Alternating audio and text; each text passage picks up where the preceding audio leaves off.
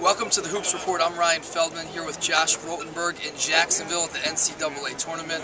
We were just here to watch the second round games between Cornell in Wisconsin and Duke in California.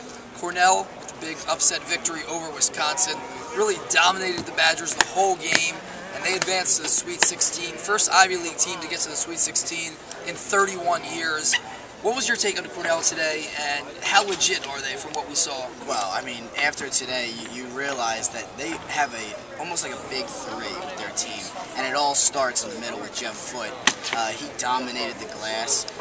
He did what he needed to do to help this team. You look at their point guard, you look at Dale, and you can see that he sets everything up so nicely for their team, and it all comes together with Ryan Whitman. He's a lights-out shooter. He could be the best shooter in college basketball, and this team is headed in the right direction. How legit are they? They're pretty legit. I think that they were underseeded when they first got in the tournament, and they can give Kentucky some trouble.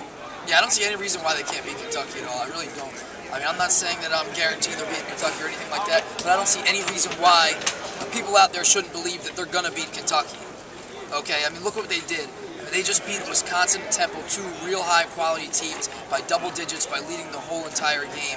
And every time the other team tried to get back in the game, they just withstood it and stayed in front and really held on and just pushed the lead forward, which is important. Big win for Cornell to get to the Sweet 16. In the other game, Duke easily beat Cal by double digits, and again, they led the whole game. Cal really was never able to get into it, so impressive win for Duke.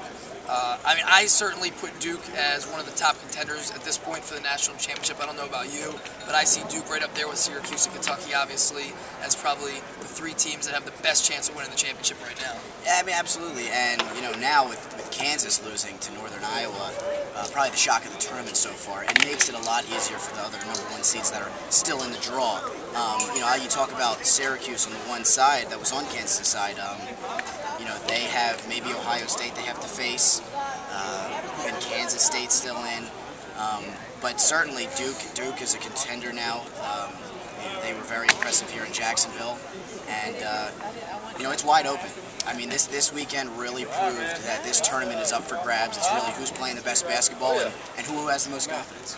With that Kansas loss, I mean, you're right, it really does open things up, and you never know now at this point. I mean, you never know if a team like Cornell or a team like Northern Iowa could get to the Final Four. Why not? Look at Michigan State, Tom Izzo, one of the best coaches in the country, and now he has a chance to go to the Final Four again like last year when no one really expected them to. So it's really wide open. I still think in the end, either Kentucky, Duke, or Syracuse is going to win the championship. I'd be pretty surprised if one of those didn't win it. I mean, you got Ohio State and West Virginia right there. Kansas State, I'm not really sure about. But, I mean, those are still the elite teams, the teams that I think have the best chance to win the championship. In the end, it's going to be the good teams, that are going to come out on top. So we'll see what happens. But a really interesting first two rounds of the tournament so far. We enjoyed our time here in Jacksonville. For the Hoops Report, Josh Rultenberg, I'm Ryan Feldman. Thanks for visiting. We'll have more videos up next week when the NCAA tournament continues.